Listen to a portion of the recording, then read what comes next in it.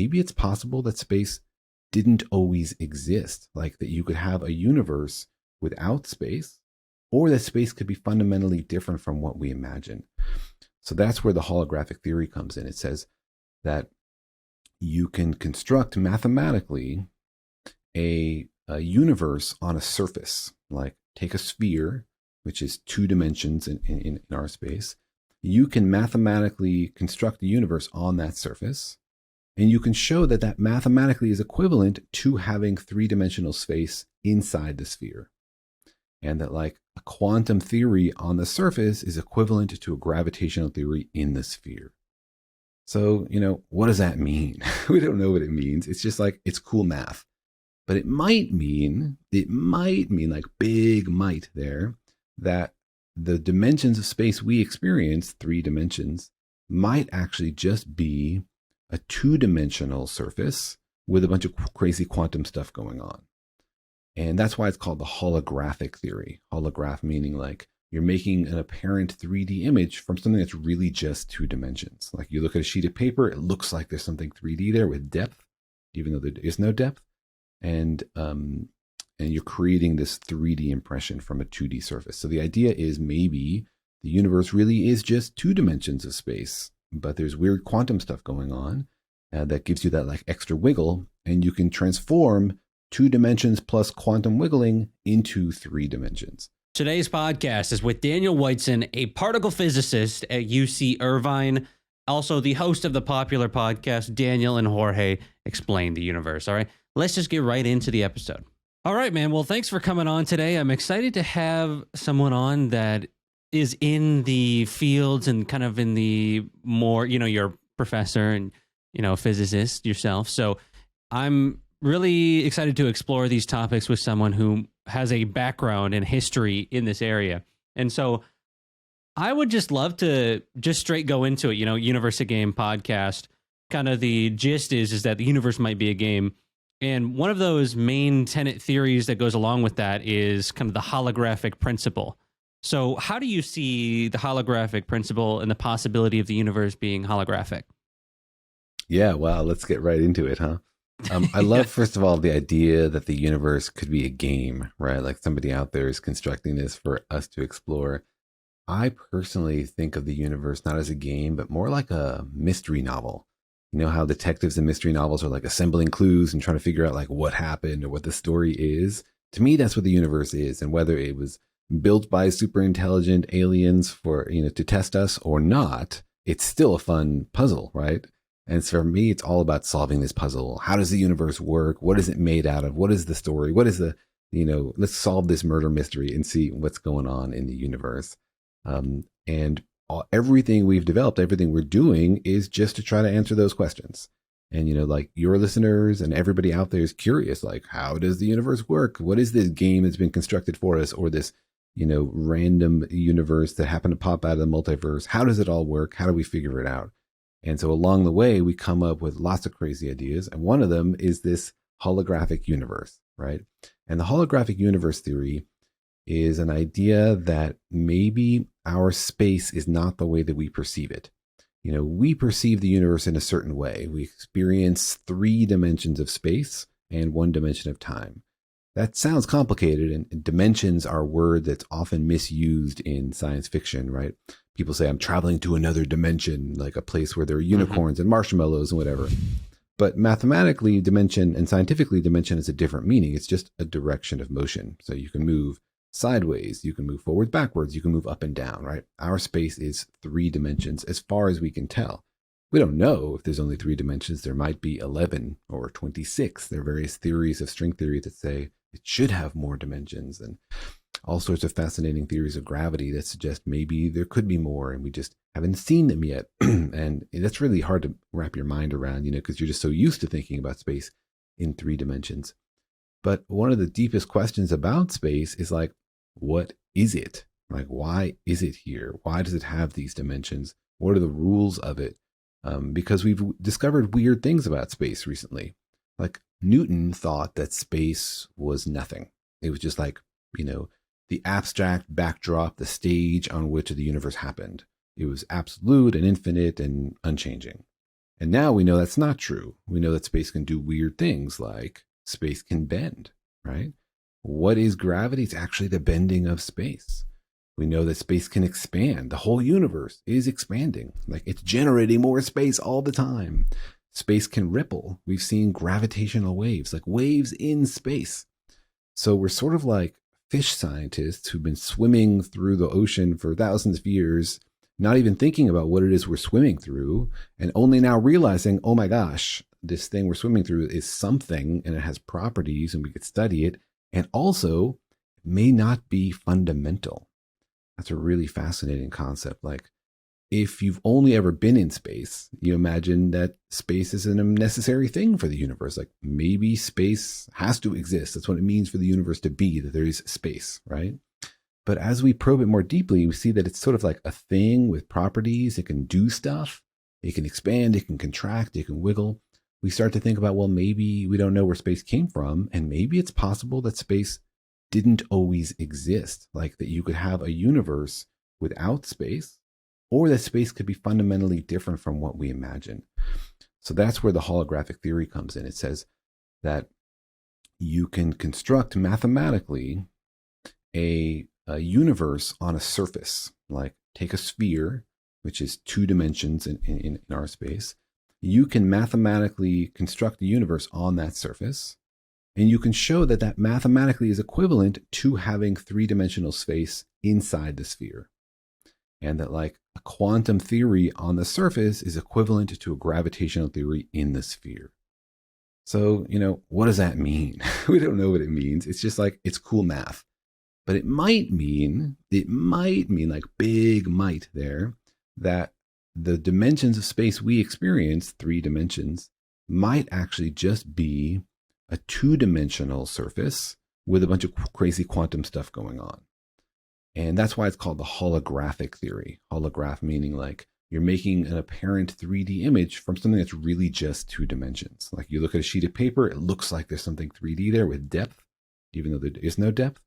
And you're creating this 3D impression from a 2D surface. So the idea is maybe the universe really is just 2 dimensions of space, but there's weird quantum stuff going on that gives you that like extra wiggle, and you can transform 2 dimensions plus quantum wiggling into 3 dimensions. What does that mean about what space really is? Nobody has any idea. But it's easier to do some kinds of calculations in 2D space than 3D space. And so that's why they came up with it. Like Juan Maldacena at the Institute for Advanced Studies at Princeton, one of the smartest dudes on the planet, came up with this trick, and it allows us to do all sorts of calculations we just couldn't do before.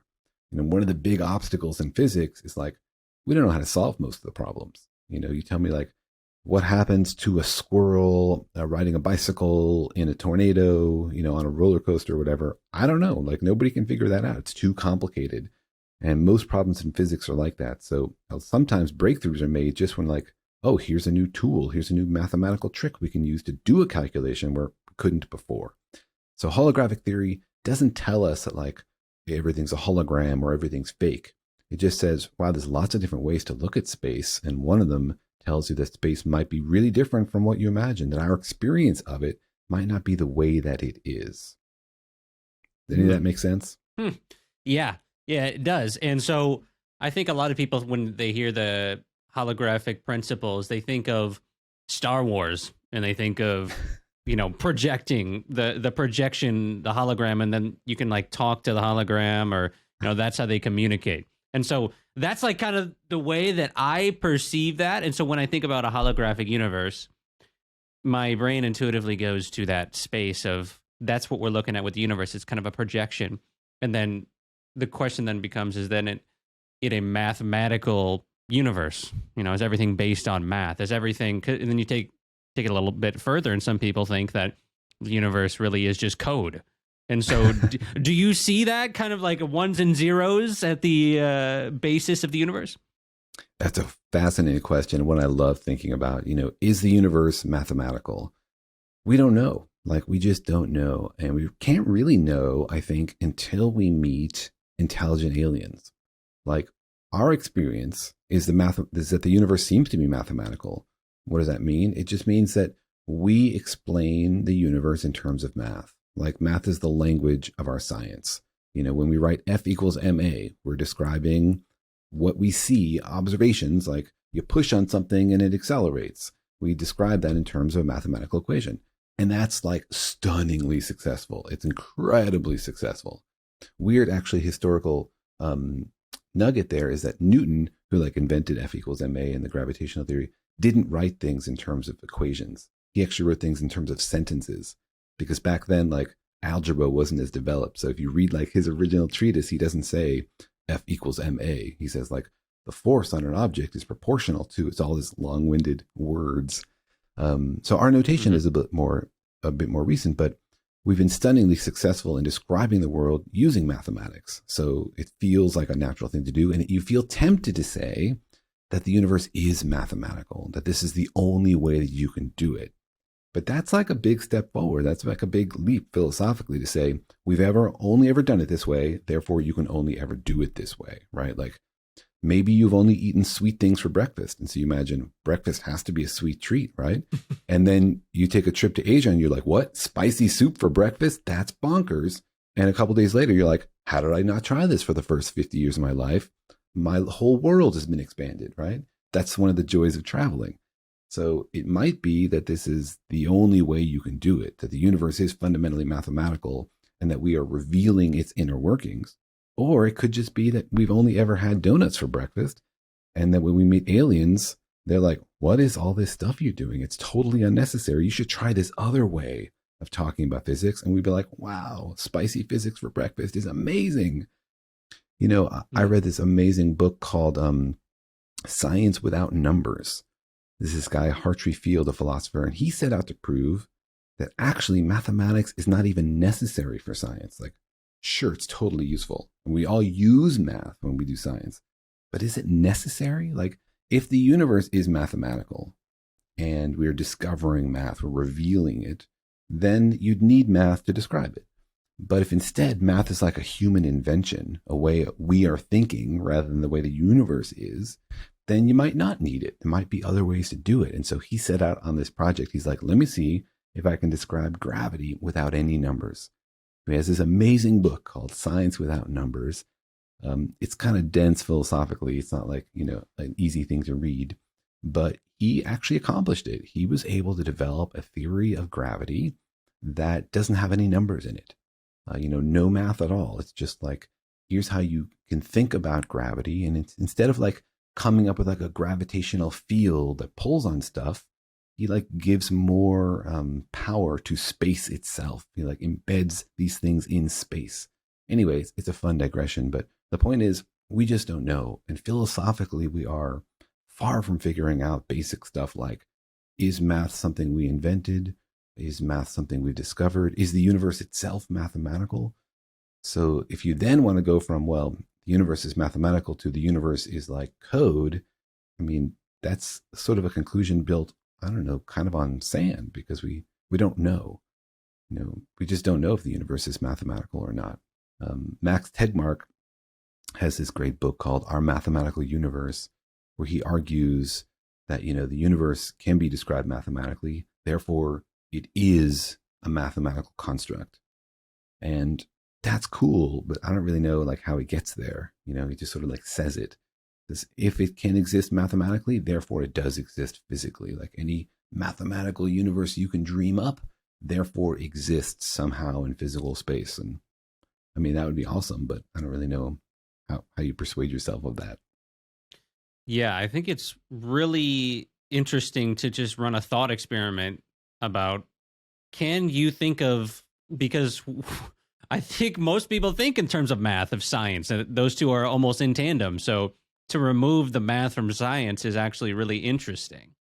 So I guess my fundamental question was, could it be code? Because a lot of people might think of the universe as a computer or as like this computational system that we exist in, and then are we code?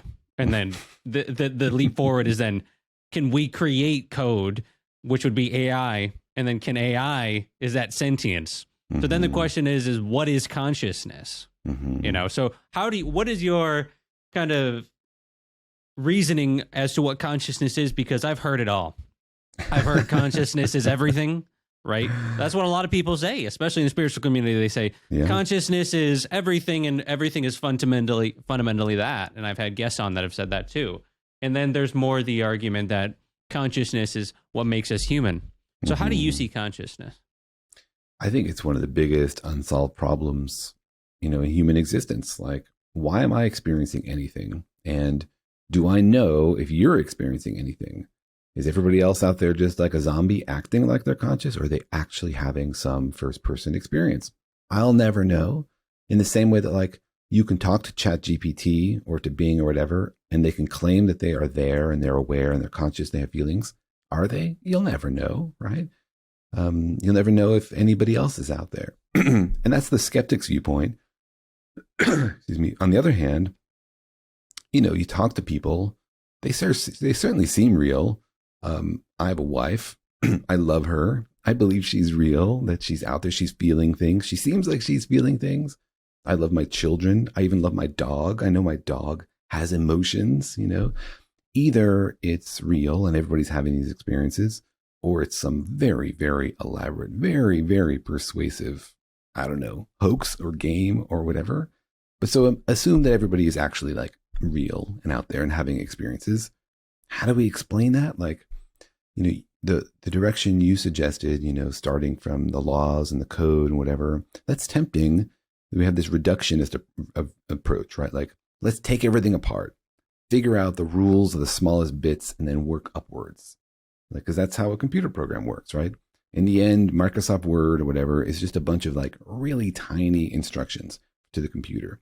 Move this bit here, flip this bit there. And in the end, all of it comes together to make, Microsoft Word or whatever program you're using. And so you might hope the universe works the same way. So far, we've been able to do that, right? Like, we can take water apart and see, oh, it's made out of little bits, and those bits interact in this way, and that's why water flows. And we can take steel apart and say, oh, that's why it has these properties. And we can often explain macroscopic stuff, big picture stuff, in terms of the little bits, right?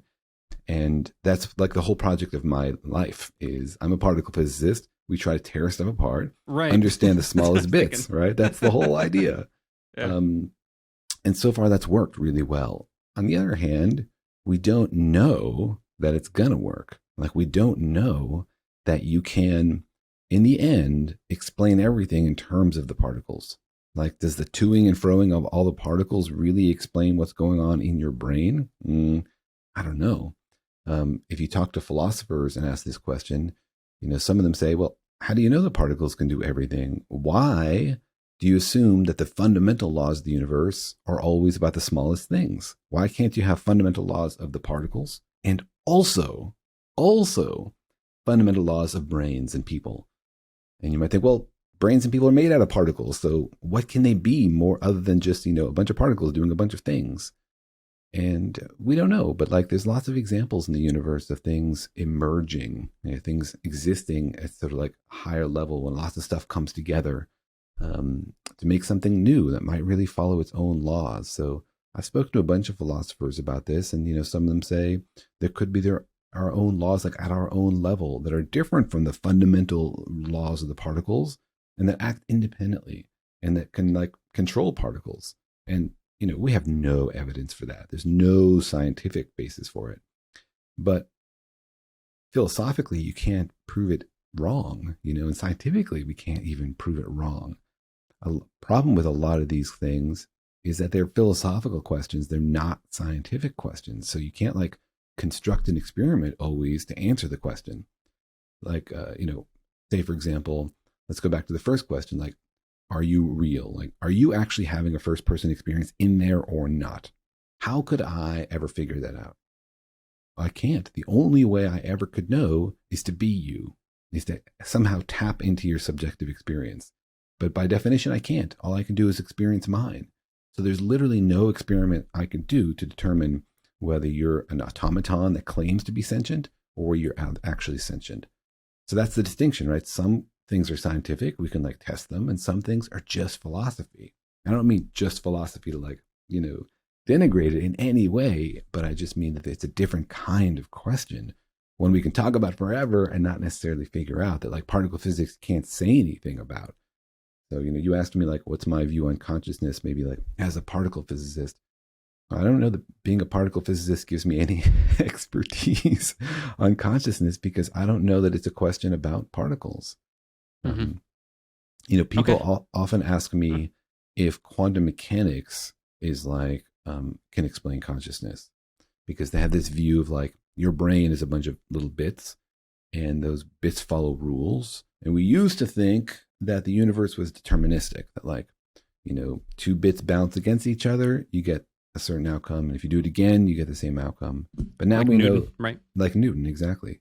But now we know the universe is not that way, that actually at the smallest scale, it's random. Like, not that it doesn't follow any laws, but that the laws, instead of saying exactly what happens, they say like, this is likely to happen or that's less likely to happen, which means that you can do the same thing multiple times and get different outcomes. And so people often point to that and say, maybe the brain is quantum mechanical. Maybe that's where free will is. That's how like, my thoughts can influence what's happening. And I don't see there's any argument for that. Like quantum mechanics doesn't have any opening for free will. It means that things are a little bit random. It doesn't mean that there's like anything goes. So those kind of arguments I'm pretty skeptical of. If you're enjoying today's podcast and you want to support it, check out University Game Academy on Patreon, which is where our academy is, where we have exclusive podcasts that are too spicy for here. And we also have classes that we hold each month, live Q&As, and much more. The link for that is in the description. Yeah, so as a particle physicist then, how do you see, I had on that podcast that you watched with Azra, and she was talking about quantum gravity. Yeah. How can someone begin to understand what that means? Yeah, quantum gravity, basically the biggest open question in particle physics. And the question is pretty simple. It's how does gravity work for particles? And you might think, well, that seems pretty simple. It is pretty simple, but we just don't know the answer. We don't know how it works. And the reason is that gravity and quantum mechanics are two very, very different theories. They tell you very different stories about how the world works. Like gravity says, particles have locations and they have velocities. They're basically like tiny little baseballs and they move through space the same way like a baseball moves through space. And if a baseball is in one spot and later it's somewhere else, then you can assume it went from that one spot to somewhere else because that's how things work in the universe, right? You can't like disappear and then reappear somewhere else. You like move smoothly. There's like continuous paths. That's gravity's view of the universe. Quantum mechanics says that's not true at all. For tiny little things, the rules are totally different. Like there's no such thing as a path. An electron doesn't have a path. An electron was here and then it was there. Doesn't mean that it went from here to there. Like it just was here and then later it was there. You can't assume that there's like a path between them. And they can do weird things, like an electron can be maybe over here and maybe over there. So if you want to answer the simple question like, well, what is the gravity of a particle? Then it's hard because gravity says, well, the gravity depends on where you are. You ask the electron, where are you? And it's got multiple places it could be. So now you don't know, like, is the gravity of an electron averaged over where all the different places it could be? Or do you like measure the electron and like collapse it so now it's only one spot and that's where its gravity is? We just don't know. Like, is gravity a quantum thing or not? So we don't know how to do that very, very basic thing. And you might think, well, how hard is that to figure out? Just like get some particles, measure their gravity, right? Remember, particles are super duper duper duper tiny. And so they have almost no gravity because gravity is also super duper duper weak. Like gravity compared to the other forces is like 10 to the 30 times weaker than any other force. I can take a little magnet and it'll hold up like a staple or a nail, and it's fighting the gravity of the entire Earth and winning. And it's not even very hard, right? So magnetism is crazy strong compared to gravity. So if you want to measure the gravity of like tiny particles, then it's almost impossible because their gravity is almost zero. The only thing that we can measure gravity for is pretty big stuff, planets, baseballs, this kind of stuff.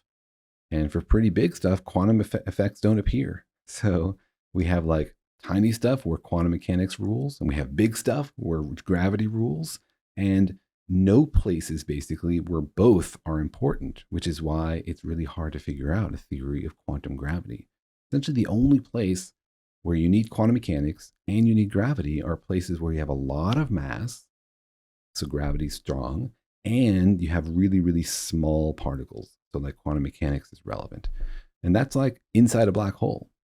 So, inside a black hole, quantum gravity is doing its thing. We can't see inside a black hole, so we don't know. But the secrets of quantum gravity are literally waiting for us inside a black hole.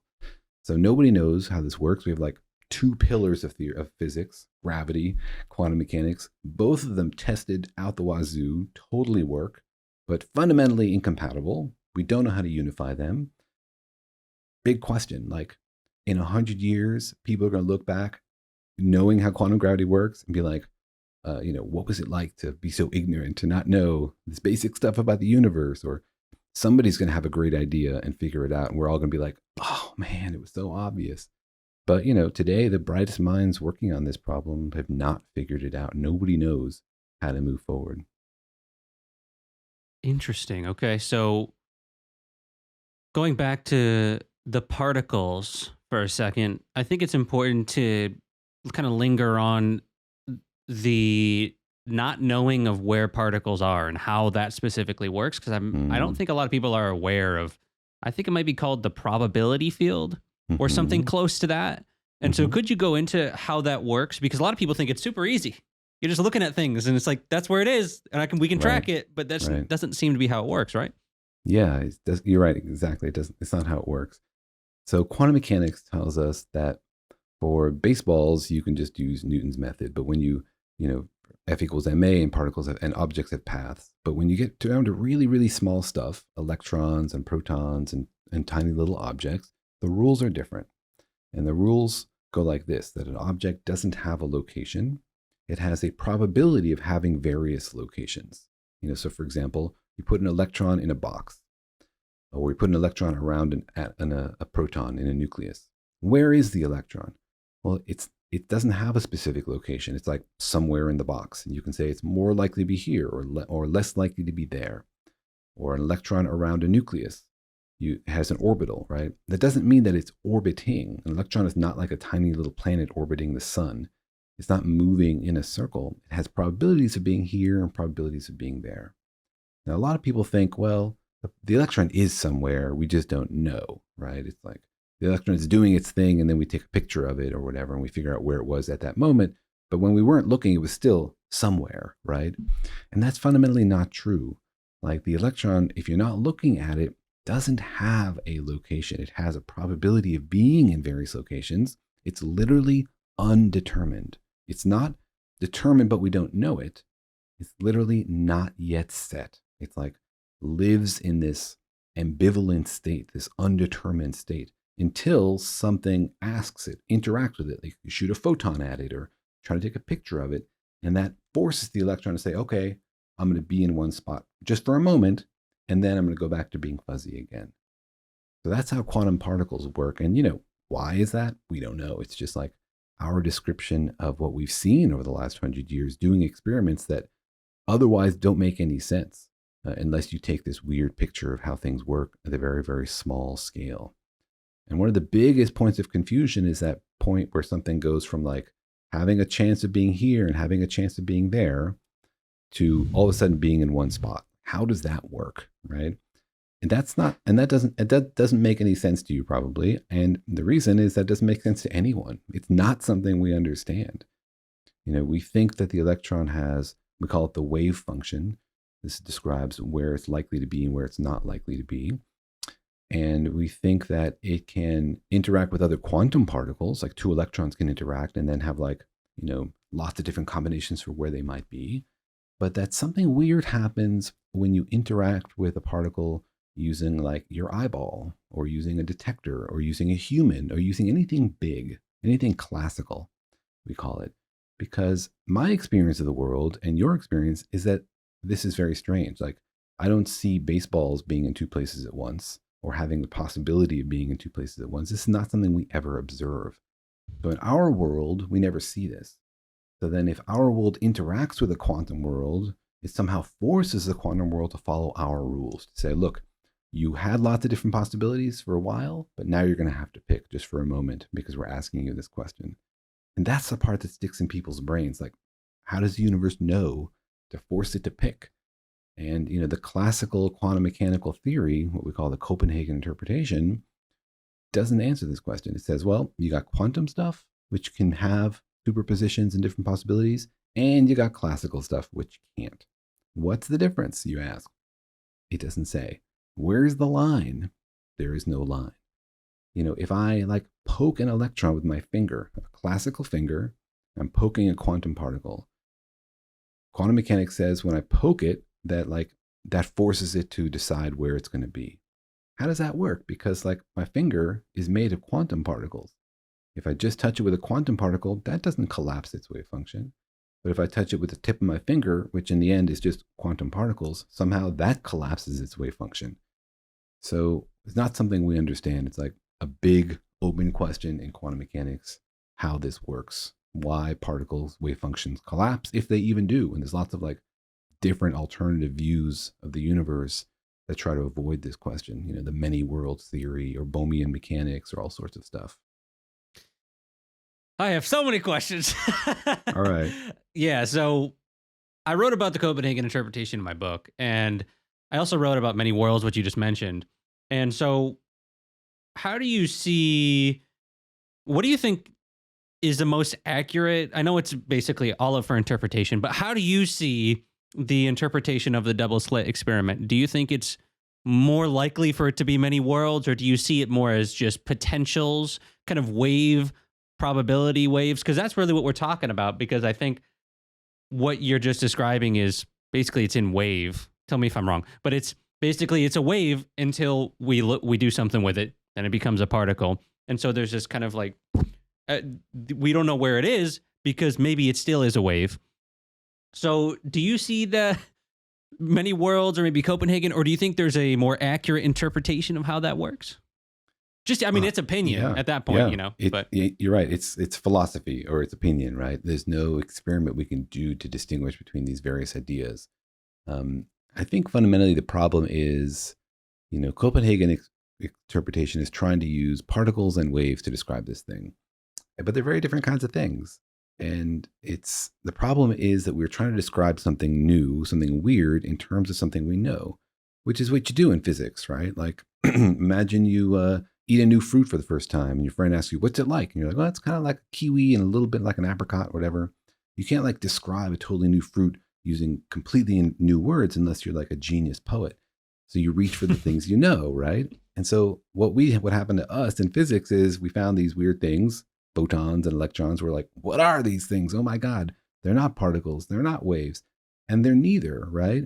Just like your new fruit is not an apricot, it's not a cherry.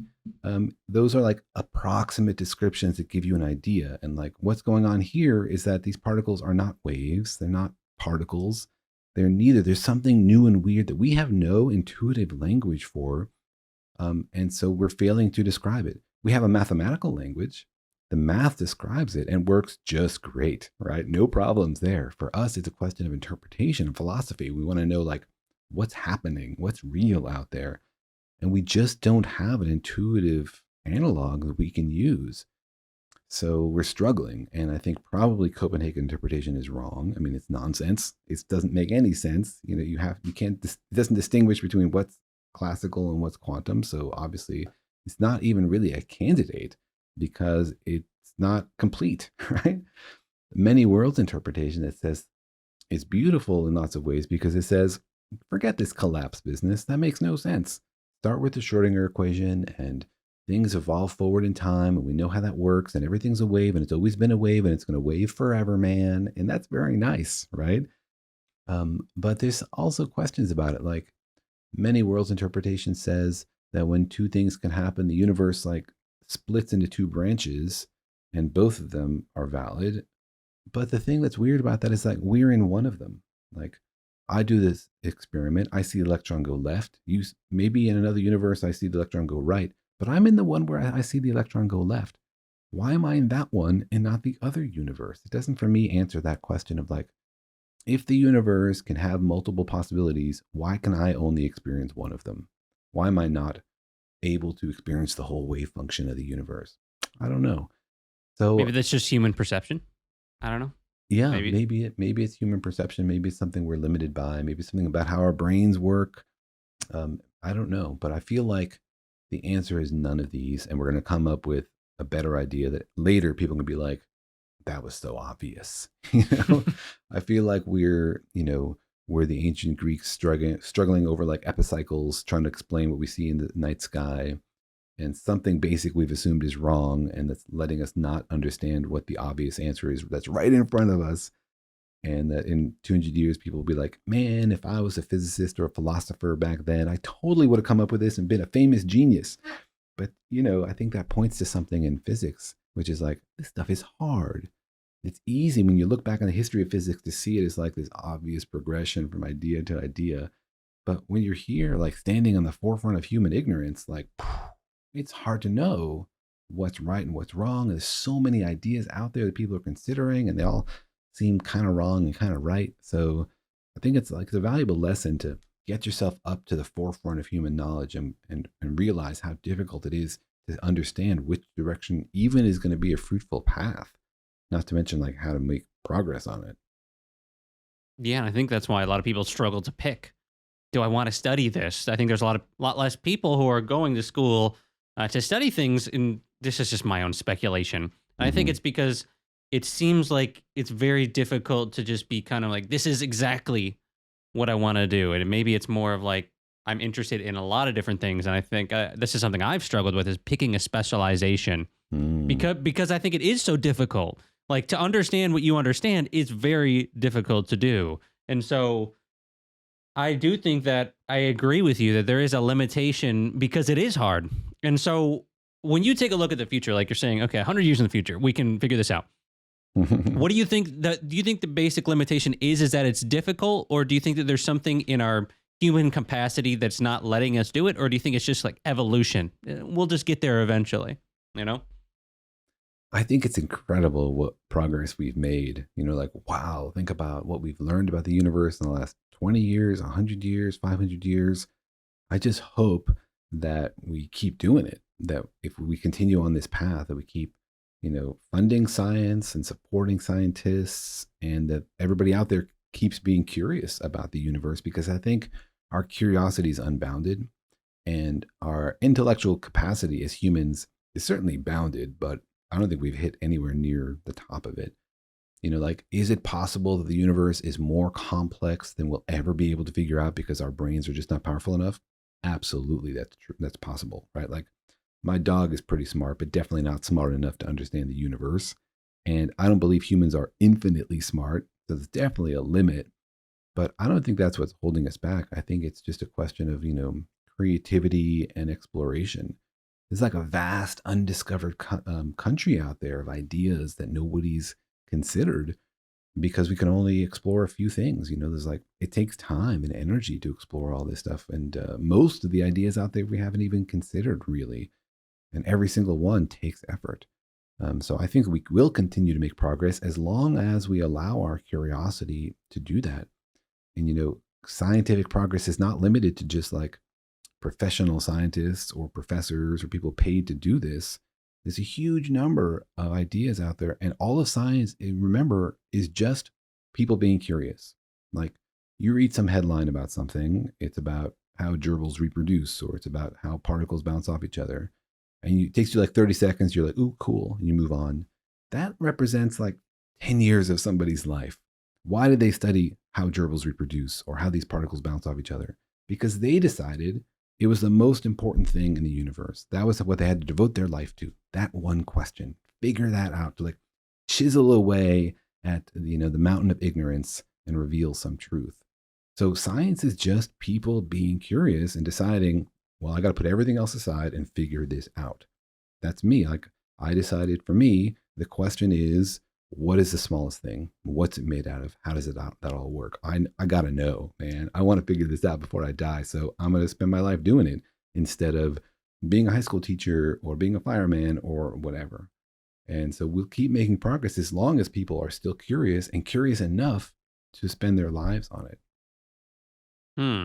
Yeah, and I think it does take that amount of specialization sometimes, because if you're focused on too many things, you're not going to be able to really get the full picture, because it does take a lot of time to understand, especially science. I feel like science is one of the most difficult things to understand for a lot of people, and specifically, I think math. But as we talked about earlier, math is kind of the language we use to understand science in some respects. So, kind of going back to, you watched that podcast I did with Azra. That was a very esoteric, kind of out there podcast, and I had just kind of met her, and so I was like, "All right, you've got a theory of everything, huh? Let's just see it." And we just kind of threw it out there to see, because my viewpoint was, I want to give people a voice that may not be heard, but I'm not going to say that it's truth. Like, I think everyone kind of deserves that kind of ability to say, this is what I think it is. And I believe that people will have the capacity to say, yeah, this is true, or this is false, or these are the reasons why, and kind of have their own discernment. So when you watch that episode, what are some things that you think are some misconceptions from you? If you have any, if you don't, we can move on. But what do you think are some things in that? Well, first, I think before we get into the details of her episode, let's talk about like how valuable it is that people are thinking outside the box, because I think, you know, this perception from outside of science that like science doesn't listen to outsiders, or that it's impossible to break in, or, you know, that there's this like dogmatic view of how the universe works. And I want to push back against that a little bit, and also help people understand why they might perceive it that way, right? Remember that science is just a bunch of people. And so like, and that it takes time and energy and effort. So if, for example, you come up with your own theory of the universe and you email it to a random professor, like, that lady's busy, right? That professor is busy. She's got lots of things to do, her own research and teaching and kids and whatever. And to really digest some work you've done is hard. Now imagine that work you've done is like right at the cutting edge of modern science, and it speaks the language of modern science, and it references previous work. And it's like, you know, I understand the problems and I'm trying this new thing. Even then it's hard, right? Reading like the paper of a colleague in your own field that's new and innovative is a lot of work and takes like brain power. And I do this kind of thing all the time. I'm asked to like review papers, and I sit down and I think about them and I read them, and it's hard. It's much, much harder if the person doesn't speak your language, if they haven't like read all the previous work, and they're not in the community, and they just came at this like from their own ideas. A lot of divine realization is what I find. Yeah. That is what it is, you know? Yeah. And it's not bad or good. I'm just saying. Yeah, they don't have that background. You know? Yeah, maybe they don't have the background, and maybe they're a super genius and they've come up with all sorts of new ideas and built an entirely new foundation and correctly figured a bunch of stuff out. Let's imagine like everything they're doing is correct. In that scenario, it's an enormous amount of work to like figure out, what is all this new stuff? How does it work? Is it valid? You know, it's really, really hard to do. It's a huge amount of work. And so what you find is, if you just email your theory to a random professor, they're going to be like, I don't have time to get into this. And, you know, I get this kind of stuff all the time. On our podcast, Daniel and Jorge Explain the Universe, I tell people like, send me your stuff, email us, because I feel like, you know, it's important that people have a little bit of access to scientists. We're all paid for on public dollars. And so I try to do this. I read people's theories all the time and give them feedback on it. But I'll tell you, it's a huge amount of work to dig into somebody else's work. If it's far away from the mainstream, it makes it much, much harder. So that's why I think people might experience this sense that like, oh, modern science is a bunch of ivory tower coneheads that won't listen to my ideas, right? Well, they're busy, right? And your ideas are written in another language, and you're asking a huge amount of work. And a lot of people write in a lot of stuff that frankly doesn't make much sense. And so it's easy to begin just like dismissing it. Now, I'm maybe a little bit unusual, but I read every one of these things and I give everybody 30 minutes. That's my rule. I say, somebody sends me a theory, I'm going to give it 30 minutes to digest it. That podcast was 20. Something like that. And so, yeah. So, I want to encourage everybody out there, think deep thoughts about the universe, read up about it. If you really do have a theory that you think is like super interesting, you've made some breakthrough, what you really should do is like try to speak the language of academic physics, because, you know, just as like piece of advice, that's your best shot at getting somebody to listen to you. If you've written a new play and it's in a language you invented, it's going to be hard to find an audience, right? All right. So, that warm up aside, like I listened to Azra, your podcast with Azra, and I went to her website and I read some of the stuff that she's talked about. And, I had a lot of trouble making any sense of it. Let's talk about what she was saying. She was talking about prime numbers. Prime numbers, amazing, right? Super fascinating mathematical puzzles. Like, why do prime numbers exist? How many prime numbers are there? What are the patterns of the prime numbers? Whole communities of people working on these problems in math and making like recent progress. I don't know if you know about like the twin prime conjecture. There's this idea that like there are prime numbers that are just like 2 apart, 11 and 13 twin primes, right? And so somebody was like, I wonder how many of those there are. And so there's this theory that there's an infinite number of twin primes, that as you keep going, not only can you keep finding primes forever, but you can keep finding these pairs where primes are just 2 apart. Nobody's proved this. They've worked on it and they figured out that you can always find pairs that are like a few hundred numbers apart. They keep shaving it down. Like every year they get it closer and closer. That's just an example of like, nobody understands prime numbers. Nobody knows what the patterns are. And if you figure just that out, like take everything else she said aside, gravitational theory, unified field theory, quantization of space, all that stuff aside, this would be huge. Like she's claiming to have found patterns of prime numbers, an explanation for why there's some numbers are prime and other prime numbers are not. I didn't understand from what she said and from reading what's on her website, her explanation for the structure, how you could predict where the primes are. But even just that would be enormous. So like that would be a big step forward. And so I'm a little skeptical of that because it's a big open problem and she's claimed to have solved it, but there's a lot of details missing. Mm-hmm. And then she makes this big step where she says that like, okay, you have these patterns of the primes and accept that true for now. And that somehow explains quantization of space or provides you a unified field theory. So a unified field theory would be a theory that unifies quantum mechanics and gravity, that basically tells you like how to treat gravity in a quantum mechanical sense. What is the gravity for a particle? What we just talked about a little bit. What we just talked about, like the biggest question in modern physics, right? Like 5 Nobel Prizes worth, right? Or like where a big step towards it would be worth a Nobel Prize, right? Yeah. We're talking like mega big questions. And so, she's suggesting she solved this huge problem in math, which simultaneously solves this huge problem in physics. But she doesn't actually explain, like, how does having prime numbers give you a unified field theory? Like, to me, I don't understand the relationship between them. And again, it could be that she's right and she's figured all this out, but she's just speaking quickly and skipping over a lot of steps. But I didn't follow those I don't understand any connection between prime numbers and unified field theory. To me, it reads a lot like, here's a bunch of words I'm familiar with, but they're connected in ways that don't make any sense to me. And, again. And if they don't make sense to you, maybe she's right. If you've committed your life to this, though, you know what I'm saying, to understanding these things.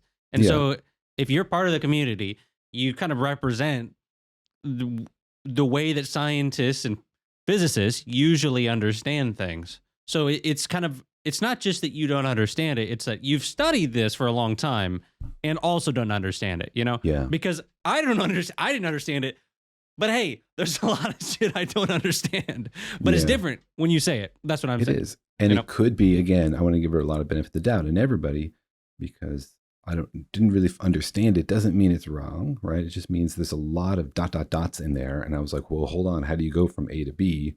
You just yada yada over the really interesting part. Maybe that you just need to provide more details. And so like, that's how scientists communicate. You say, I've solved this. But it's just, okay, well, show us the details. And then we can pore over it and see if we understand it and if we have questions and whatever. And again, I'm totally willing to look at somebody's write-up about this, but it's such scant information. It's just like, I figured this out. And then also, by the way, this solves this other problem, but I'm not really telling you how. So yeah. And I mean, also to give her a benefit of the doubt, I also it was 20 minutes. Yeah. Sure. And if you're describing the nature of reality, I don't know if you can do it in 20 minutes. I mean, yeah. So, but the kind of opposite side of that is that you did go to her website and you also did explore, and it also didn't explain further there. So there is that as well. So yeah, I kind of my take on it was I didn't understand it either, and I knew that there was a lot of it that I didn't understand it. But I was like, okay, somebody might understand this, and if they don't, well then okay, let's say this is why we don't understand it, because I think right, it is important to consider people outside of science. But that's actually what I'm trying to do in general. Mm-hmm. Is I have been trying to learn the language of science and of quantum physics and of physics in general so that I can maybe relate this to other things that I'm very interested in. And as me, as a human, I'm interested in science, we're talking about. I'm also interested in history. I'm interested in what ancient civilizations and traditions thought about the nature of reality. What is these thousands of years old wisdom? What did they think? And how can we compare this to modern day science? And so I'm kind of trying to link these spiritual traditions and science. And it's very difficult sometimes because you get people. I mean, if you look at my Instagram, I'll have videos that do really well. They get a lot of views, but so many people comment, "Oh, that's pseudoscience. It's pseudoscience." And that's like one of the top comments that I get. And so I do think that going back to what you said earlier, there is kind of this closeness approach that maybe not even scientists or physicists have, but a lot of the general public does, that we can't talk about it unless we have this credential or this thing. And so that's kind of what I'm trying to do in general, is break the mold of it has to be someone who has went and studied it their entire life just to talk about it.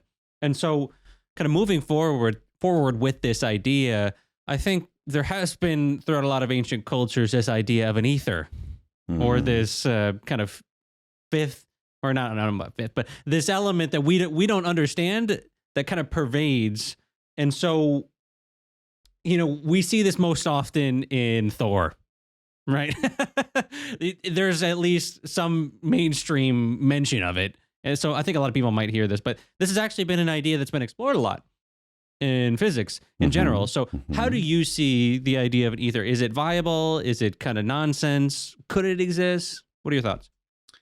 I love the sort of historical process of invention of the ether. I think it really illustrates something important, which is that we should be ready for big surprises about the very nature of the universe. Like the whole idea that there's an ether is like a grand piece of imagination. You know, you're like, well, hold on a second. Light is a wave and is wiggling something. Every other wave we know about is wiggling something. Sound waves are wiggling air, or, you know, this kind of stuff. Guitar waves are wiggling a string. What is light wiggling? And so it's this wonderful moment when you're like, hold on a second, maybe I need to update my whole view of the universe.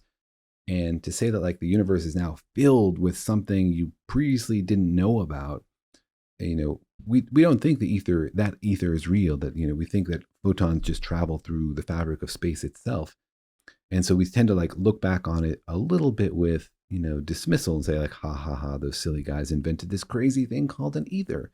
But I think we can look at history and get the opposite experience, the opposite lesson, that sometimes we do need to completely update our view of the universe, that we should be ready for and accept scientific revolutions basically at any scale that says, okay, guys, the way you've been thinking about the universe is totally wrong. Here's some evidence that proves it's wrong. You got to totally change your mind.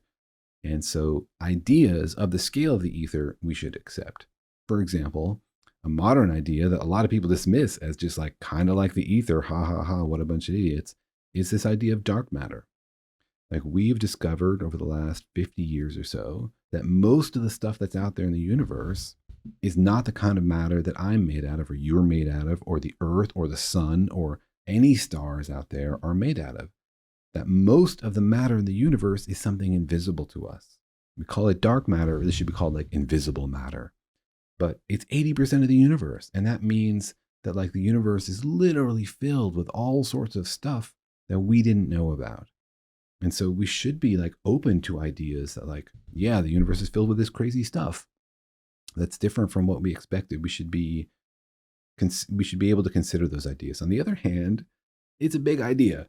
And you don't just like accept some crazy new idea, you know, on a Monday because you heard about it on a Sunday, right? It takes time and skepticism, and you have to overcome a bunch of hurdles and convince yourself it's real, because that's like a big idea requires big evidence. And so I think it's fascinating that, for example, dark matter is still like kind of dismissed. I look at lots of stuff online. People talk about dark matter. And a lot of the comments are like, dark matter, that's the ether of this century, or like, dark matter's a hoax, or whatever. And, the evidence for dark matter is like shockingly strong. Like, it's very, very, it's an excellent theory. Like, obviously, nobody knows anything for sure, but we're pretty sure it's there. And yet it's like mostly dismissed. So, like, do I think there's an ether? I think there's a lot of stuff out there we haven't discovered yet. There's a lot of room out there for new things. Specifically on ether, it depends exactly on what you mean. Like, is there some sort of weird substance out there that light travels through? I don't think that's the case. I think that light is an oscillation of the fundamental fields of space. On the other hand, we don't know what space is. Like, right. Before we were talking about space might not be fundamental. You know? So what is space anyway, right? If we're making this big distinction between fields that move through space and fields that move through like matter, then like, well, what is matter? Matter we think of now as just ripples in quantum fields in space. And so like the distinction gets a little bit fuzzier, right? Like, okay, electrons are waves in electron fields which fill all of space. And so sound is like waves in those electron fields. The difference between fundamentally moving through the difference between moving through the fundamental fields of space and moving through like combinations of those fields seems a little bit like a fuzzy line to me. So there's lots of potential for discovering new stuff out there for sure. Okay, so that's interesting. Now, moving on to something that's actually really been popular lately, I'd say about 3 months ago or something like that, there was this discovery, which I'm sure you've probably heard of, which is local realism is false. The universe isn't real. That's what people have been saying. And so as a physicist, is it accurate to say that the universe isn't real or this type of thing? Or is that kind of like sensationalism? And what are these discoveries that they made about the universe potentially being not real? Or locally real? Yeah. I guess you're talking about the more recent tests of Bell's inequality, these kind of things, the loophole-free tests. Yeah, these are really fascinating.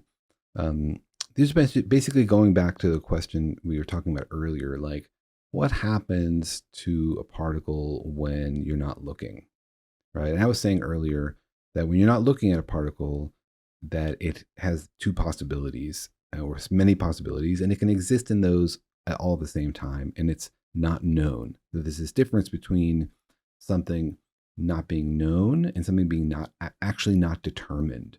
And we're saying the universe really doesn't determine it, and that when you ask it, it like chooses a random number. And so, there's a bunch of these. You might wonder, like, how do we know that? How could you possibly tell what the universe is doing when you're not looking, right? So there's a bunch of these really ingenious experiments devised by John Bell, a physicist from the middle of last century, to try to figure out if the universe is has actually already decided what the electron's going to do. It just waits till you ask, or if it really hasn't yet decided until you ask. And you might think that seems impossible. How could you ever do an experiment to distinguish between those two things? Because in both cases, you're not asking till the end. How can you tell when the universe decided? So Bell, super genius, really clever guy, came up with these amazing experiments that take advantage of quantum properties that electrons have that like baseballs don't have. And he figured out a way to conduct these experiments so that if those possibilities are live, if an electron really isn't determined until you make the measurement, that those possibilities can interact and interfere with each other in a way you can actually see in the experiment. It's quite technical and involves a bunch of particles at different angles and how you measure them. And you can't do one experiment to just determine it. You have to do a bunch of experiments, and it builds up over time. And these experiments consistently shown that the universe is not secretly keeping track. That it's not like the universe knows, where the electron is going to be, and it just waits until you tell it, and waits until you ask it to tell it. That there is no local realism. That's what they mean by realism. That there is no reality there that the electron is doing that you're just asking about. That it waits until you ask, and that's what the universe is telling you. And so these experiments have been getting better and better because people have been wondering well, maybe there's a loophole here, or maybe, are you sure about this bit? And so these experiments get better and better and better and better until eventually, like, they've ruled out all the possible loopholes, and they're pretty sure that the universe is working that way. There's just one big loophole and one big qualification left, and that's this one business about local realism. What we're talking about is like whether the electron has decided already basically where it's going to be. Is it have some information, like some information in its pocket that tells it like, oh, I'm going to go left or I'm going to go right? You know, you have this double slit experiment, like which slit am I going to go through? And that's the local realism part. Like, does the electron itself, is it local, the information to the electron? Does it itself already know which one it's going to go through? So these experiments disprove that. But what they don't disprove is global realism. Like, it's possible and totally consistent with these experiments that maybe there's some like global field that's manipulating this stuff. Like, the universe knows already which one is going to go left and which one is going to go right. It's not like stored locally on the electron, but there's some like overarching like pilot wave theory that's deciding what's going to happen. And there is no real randomness. So these experiments are really cool and like total tour de force, like really hard experiments, very clever. Lots of things they did that were like very, very difficult to do. In the end, what they prove is that the electrons are not like carrying with themselves the secret to what they're going to do later. But what they don't disprove is, what they don't actually really prove is that the universe is random. They prove that if the universe is random, it has to be in some like global way, that like something is coordinating that randomness globally. It can't just be happening locally. And, you know, global theories are weird. It assumes that like there's some overarching thing guiding the whole flow of the universe. And that's not the way we sort of prefer to make our physics theories. We like to think about things happening like, you know, this one is pinging against that one, and this one is touching that one. That like things happening across the universe don't influence what's happening here instantaneously. So there's like a big preference for local theories rather than global theories. So do you think that preference is just because you have done it that way so far, essentially? Yes, yeah, absolutely. It's a bias. It's just the way that we've been thinking about physics. And actually, John Bell himself, he's the guy who's like came up with all these experiments that a lot of people use to, you know, disprove local realism. He's frustrated, and he wrote all these articles about how like, he actually believes in the global view. Like, you know, he was frustrated that his experiments were basically used to promote the viewpoint that there is no, that the universe is random.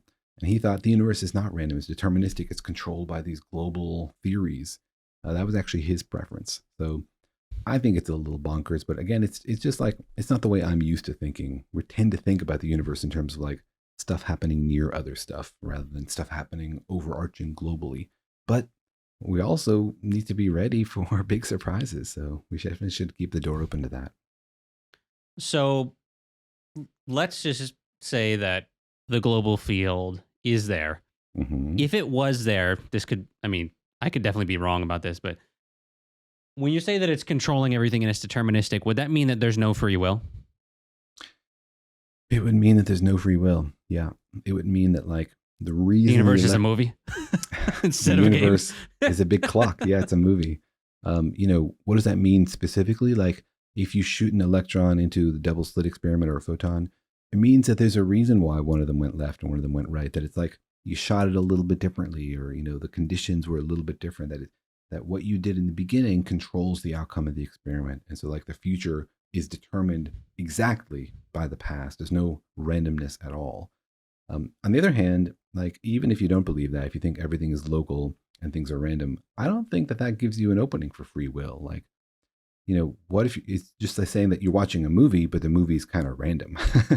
You can't like control it, you know. You don't have no controller here to like influence where your character is going. Instead of watching a pre-made movie, you're like watching a spontaneously made random movie. So I don't really believe the connection between randomness and free will. I don't really understand how free will works at all. Does anybody? No. I mean, a lot of people. I mean, in the gist, it's like, man, these things, I'm moving them, right? This is me. Mm-hmm. And so is that true? Like, am I the one? Who is I? Yeah, you know, you just keep going, you know? Yeah, like, well, where does your reign of control end? You know, at your fingertips? Where does that define exactly? Does that include the dead material on it, the air molecules surrounding it? Like you draw this arbitrary threshold, like this is my body, that's your body. That's just, an image your brain has built up from experience, a useful model you've constructed in your mind for the world, for the parts of it that you can experience and control directly. But like that doesn't mean that you're actually controlling any of it, right? Ooh. Yeah, that's interesting. So, in your viewpoint, you see there as being no free will, or how are you just like kind of on the fence of I'm not really sure? I really don't know. Yeah, it makes no sense to have free will, and yet I experience it. So that's pretty confusing, right? Like I Mm-hmm. like to think of the world as making sense, as being logical, as being causal, as following mathematical rules. And I don't know how to explain my experience of the universe in that way. I just don't. Like the same with consciousness. Like I cannot go from the rules of particle physics to I'm enjoying a tasty lunch or I'm having an interesting chat with somebody I met online. Like I just don't know. Or I'm feeling joy. Just that simple thing, right? I'm feeling joy. What does that mean? Where does that come from? Is there a particle nature to that?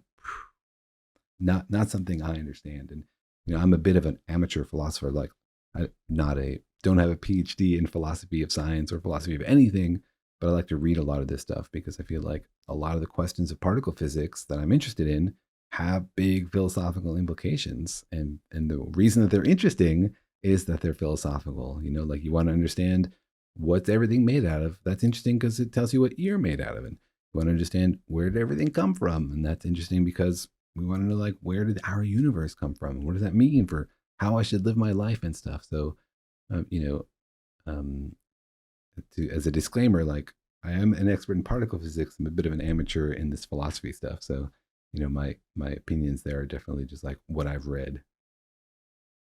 Sure. Okay, so going back to what Ezra said, and the gist of it was that there's a theory of everything. Yeah. And so, can there even be a theory of everything? Because as far as we know, as far as I know, I'm not gonna say we because I don't know what it is, but my understanding is that there is not a theory of everything. And we talked about throughout this episode of okay, well, there are laws for different things. Like Mm-hmm. quantum might work differently than particle, or Mm-hmm. the big back to Newton's kind of billiard. It's like, well, this works this way, and this is determined by this, and but that's Mm-hmm. not the same as quantum. So Mm-hmm. when you say, or other people have said, this is the theory of everything. Is it possible? Do you think we'll get there? What are your It's thoughts? it's possible that there's not a theory of everything, right? It's possible that you can't have a single equation to describe everything in the universe.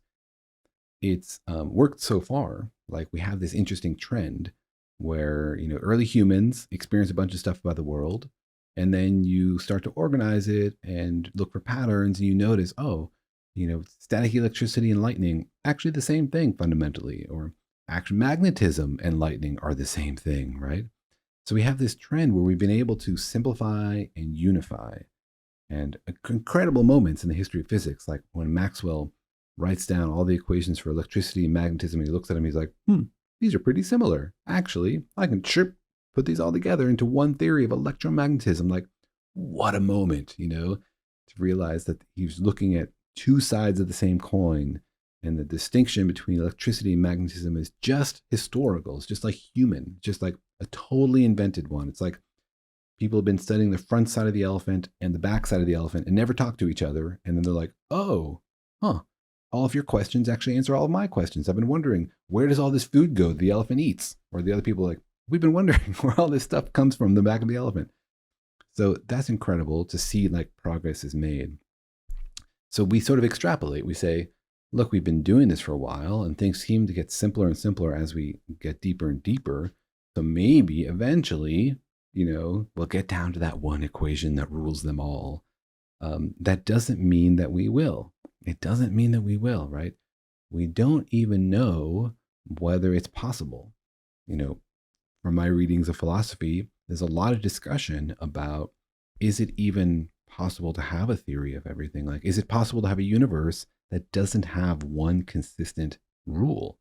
And you might think, well, that's crazy. That's bonkers. Like, what are you even talking about? There's a great series of philosophy articles by Nancy Cartwright. She's at Stanford, and she promotes this view of the dappled world that says that laws of physics and science can describe a few situations that we can control in experiments, but that between them, things are kind of crazy and chaotic and might not even follow laws. Like, take, for example, her great example is take like a coin. You drop a coin. Can you describe what happens to it? Sure, no problem. Like F equals ma, it falls down, no big deal. All right, now replace the coin with a dollar bill. Can you describe what happens to a dollar bill as you fall it? Well, it's already like a lot more complicated. It falls, it twirls, it's very light, influenced by currents. There's all sorts of complicated stuff. But you might imagine somebody out there has a computer powerful enough to describe it. Okay, now put like 100 of those dollar bills and put it in a tornado, right? Or even just like a crazy windstorm. Like, it's way too complicated for anybody to describe.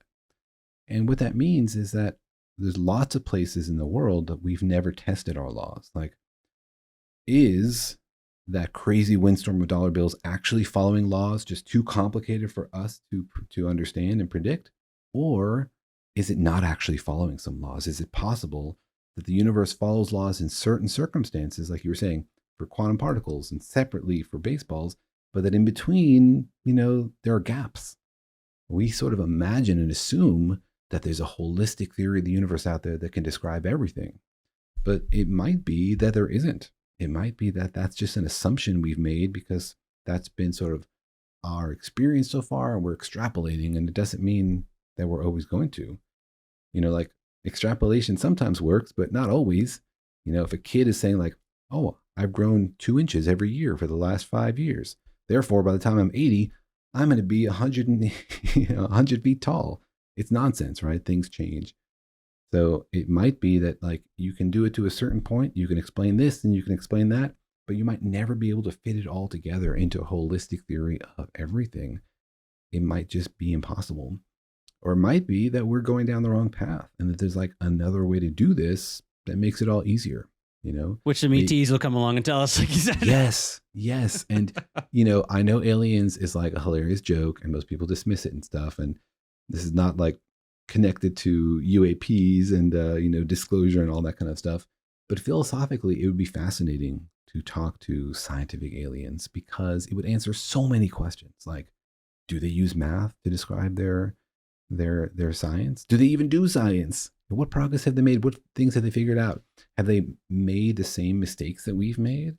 Or have they taken a completely separate path and figured out a bunch of stuff that we haven't even thought about? Would we even be interested in the science they do? Or is it all about like, cyclones on gas giants and we're like, yawn?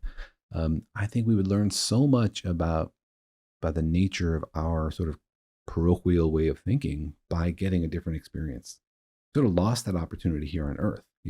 You were saying earlier something I really love, which is, Mayans had astronomy and the Chinese had astronomy and the Egyptians had astronomy, all very, very different ways of looking at the sky. Imagine if instead of having one sort of global scientific viewpoint, those cultures had remained and stayed separate and evolved separately. We had like modern Mayan astronomy and modern Egyptian astronomy and modern Chinese astronomy that had a chance to develop to modernity to today. And not just like, Western astronomy. What would they have been like? Would they all gotten to the same place? Or would they have started from completely different ways of thinking and expressing themselves and ended up with like shockingly weird, soup for breakfast kind of ideas? We'll never know because we have sort of like a single homogeneous earth-based view of how this stuff works. So that's why I'm excited to let's talk to the aliens because we haven't polluted them with our way of thinking about the way the universe works. So philosophically, we'd learn a lot if we talk to aliens about science. Okay, so that brings me to a very interesting question because there's a lot of people out there that do claim, I'm already talking to aliens. I'm already talking to extraterrestrials. They're just channeling it. Yeah. So when you see that and you haven't actually seen the extraterrestrials, how do you take those kind of inquiries? Like they may come along and say, this is what I got. Do you take that seriously? Or you're just like, nah? At what point do you think science can take seriously what people are saying are from extraterrestrials? Because as someone, if you go back to a lot of my first podcasts, I found it really interesting, the science that was given in one of these esoteric books. And, I'm not super into it now, but it's really interesting. Like I'll give you an example. In the book, The Law of One, they talked about how Dewey Larson's theory of the universe. Have you heard of Dewey Larson? Okay, so they said that his reciprocal system is correct and that there's the 3 dimensions of space, 1 dimension of time, and then there's the opposite. That's why it's called reciprocal system of theory, right? And so how, I know this is kind of a weird question, but what do you think about things like that, where we receive it from like so-called channeled sources? Because there can be a lot of BS in there, but do we even take it seriously at all? Or do we just kind of throw it all out because it's from extraterrestrials? Because that's what it is. That's what it's claimed to be. This is a question I've been thinking about for 3 years, by the way. So I would love to hear. Awesome. Well, first of all, on like, should you believe something because somebody said it came from an extraterrestrial? I think you should not believe it because it came from an extraterrestrial. Like, if somebody smoked opium and had a vision and came up with a theory of everything and it worked, I wouldn't really care if they'd smoked opium or not, or banana peels, or meditated, or, whatever. If you came up with a great idea, if you think, Jesus gave it to you or the extraterrestrials or whatever, I don't care. We can evaluate it for what it is, because it does this work. Does it predict things? So it doesn't really matter. Like, and people have all sorts of ways of being creative. I pace around the hallways and come up with ideas. Other people I know, like in physics, do smoke a lot of weed to come up with ideas. Like, it's fine. Like, the human creative process is very strange, and nobody really knows like what it takes to come up with a new idea, have a moment of insight or whatever. So wherever you get your ideas is cool if you can test them, on their own merits. You shouldn't believe something because somebody told you I got it from ETs, but you can also test it and say, hey, if this really is a theory of everything, it should do a certain thing, it should answer certain questions. And so, or just science, not even just theories of everything, but just science, any scientific idea. It doesn't really matter where you got it. As long as it works, right? And I feel the same way about stories about people's extraterrestrial experience. And there's lots of them out there. Nick Lazar says that he went to Area 51 and saw alien spacecraft and people reverse engineering anti-gravity propulsion. Bob Lazar, thank you, yes. Anti-gravity propulsion mechanisms and element 115. And like, he tells a great story. It's compelling. I love it. Because I want it to be true. I want the aliens to be here. I want to learn about the propulsion systems. I want to meet them. I want to talk to them. I want to know them. I am like ready to believe. But what Bob Lazar presents, what a lot of these people present, fundamentally is just a story. Like, it's words that they say. And I can't evaluate it without the evidence behind it. Like, on the surface of the words, I'm like, that's a cool story. So Star Wars. Star Wars is a cool story. He's claiming it's real, but how do I really know? In order to ask, like, what would it take? Well, either, he needs to like have some crazy insight that wouldn't be possible otherwise. He's like a theory of everything, or some physical evidence, right? That's what we need really, is a way to test these stories. It's like, all right, where's the craft, or where's the thing, or where's the bit? And independent scientists can look at it and say, okay, yeah, this really looks like an alien corpse, or it really looks like extraterrestrial technology or whatever. It can't just be a story. It's got to be able to something that we can independently evaluate, because the threshold is just too high. It's too easy for people to come up with stories. And that doesn't mean it's true. It doesn't mean that the people out there with stories are lying. People can be sincerely conveying their experience. It doesn't mean it actually happened also, right? There's an important distinction there. People don't have to be like lying and manipulating you. They can believe these things, even if they didn't actually happen to them.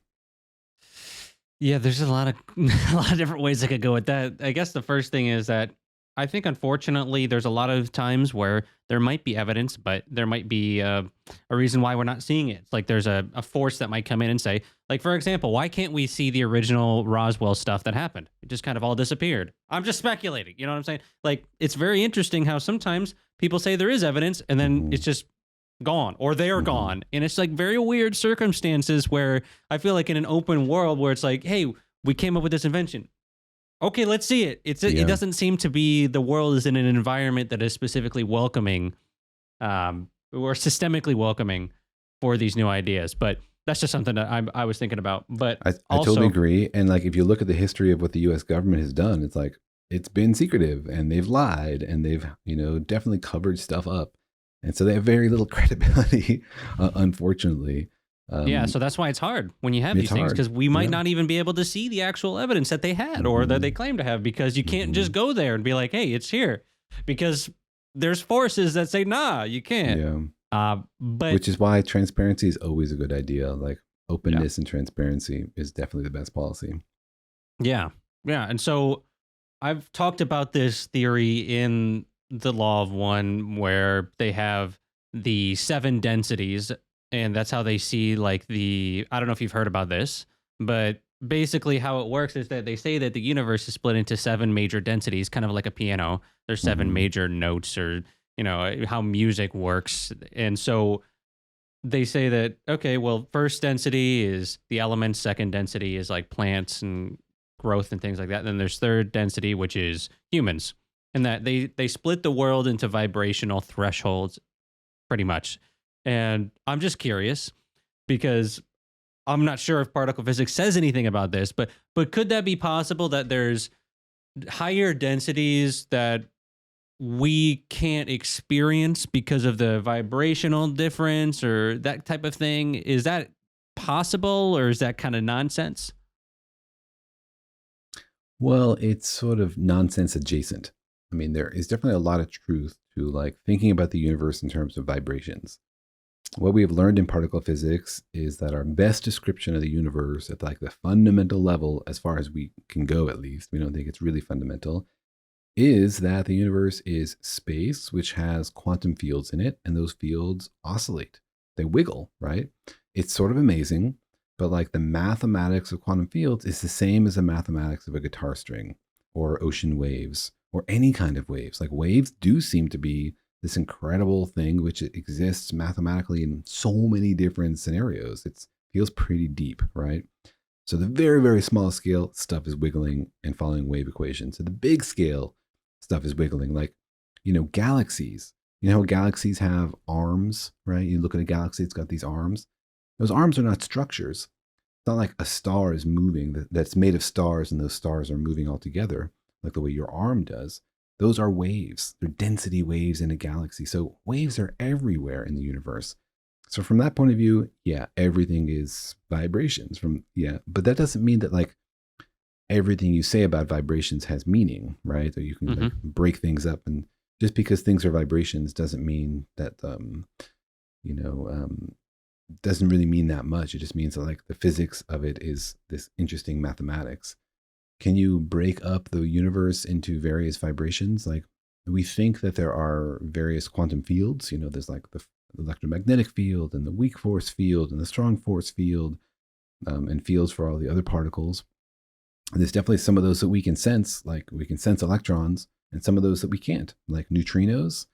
We can't sense neutrinos. They're everywhere. Like, you hold out your hand, there's like 100 billion neutrinos passing through each of your fingernails every second.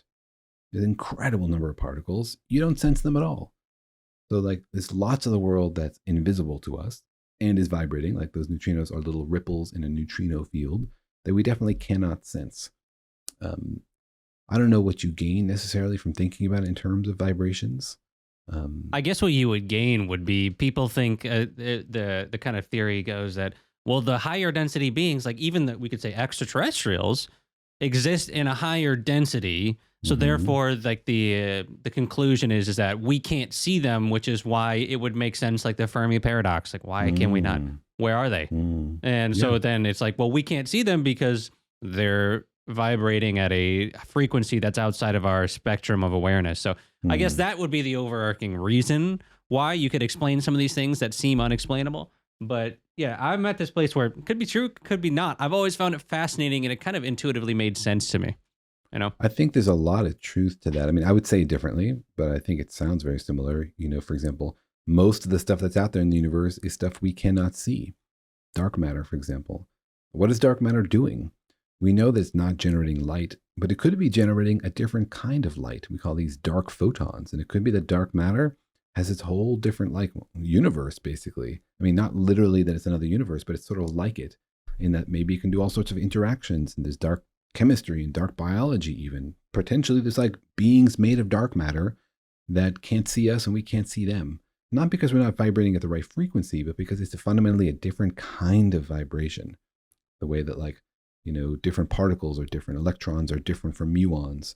Maybe there's another kind of light out there that we can't see and that aliens can use to talk to each other. And remember that we're unusual, right? Our kind of stuff in the universe, our kind of matter is 5% of the energy of the universe. So maybe we're the weird ones and there's all sorts of weird dark matter aliens out there having a great time and wondering, if we're out here.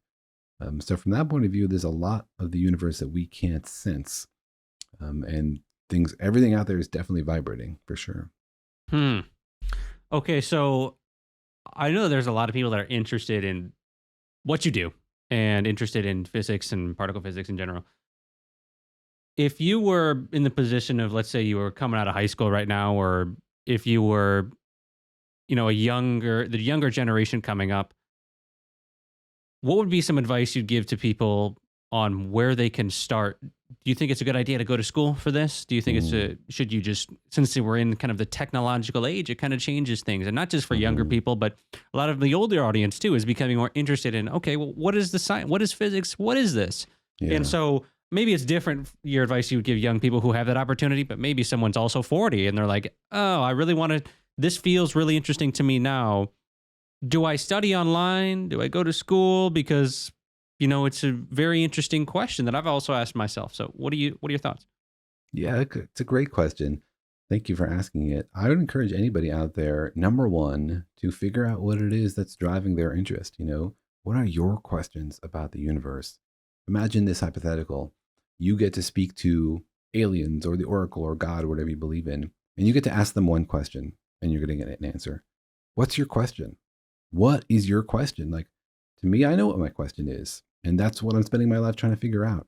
But it took me a while to figure out what my question was.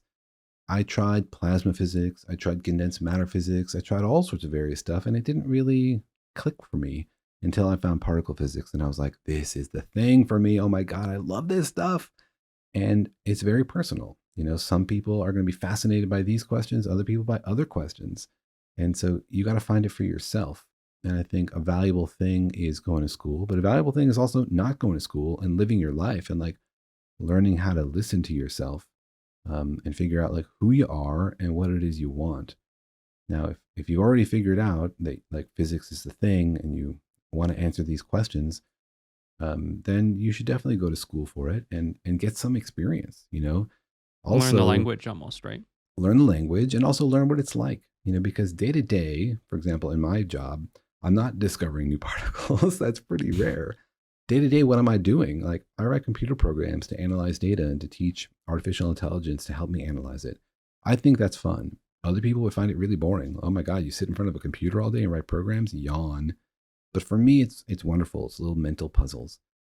And a lot of times you have to try a few things to figure this out. So try and go and get some experience doing the kind of research you imagine might be the thing you want to do. And on our podcast, we have lots of people who write in and say, I'm 35 and I'm a software programmer, but I really wanted to do physics, but my parents wouldn't let me. Is it too late? And the answer is no, it's never too late. You can always go back and join the community. Now, if you're young and you're about to go to college, you have lots of opportunities because college is the kind of place to figure this stuff out. If you're older, it can be harder, but there still are paths, Take some courses at a community college at night. Figure out if this is really your kind of stuff. There's one thing to like, oh, I'm listening to a physics podcast and it sounds cool to like, I actually want to learn the language and the mathematics and go through this process. But there is a path there, and take some classes at a community college.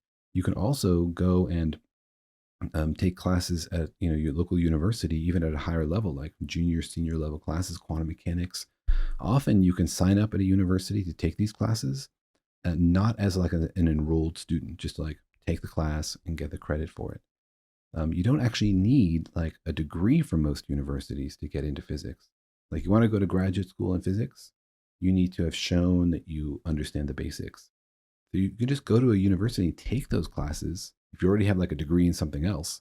And one of my most successful students did this. He was 35. He was working for some cybersecurity company, and he came to me and said, look, I have this job, but I think it's really boring. I wish I was a physicist. And he came and he started taking these classes, and he signed up at UCI, where you can like enroll to take these classes without like applying for admission. You might think like, oh, I'll never get into some university. You don't have to get in. You just have to take the classes. And then he applied to graduate school. He did some research with me and he applied to graduate school. And he's about to get his PhD from like an Ivy League university and launch off on an amazing research career and be a professor somewhere. Totally possible at any age. You got to listen to what your questions are, but there's definitely paths into physics research.